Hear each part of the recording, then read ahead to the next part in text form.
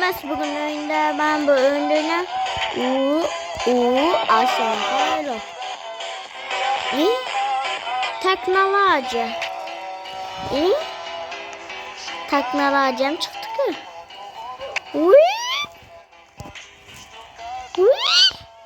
Şaka mı yaptın? Loh dedi. Az karakteriyle. Tamam. Üzür harcalıp getireyim. Ya. Bu çıkın. Satın mı? Gittim ben böceğe bot gele. Şurayı sıla. Bla.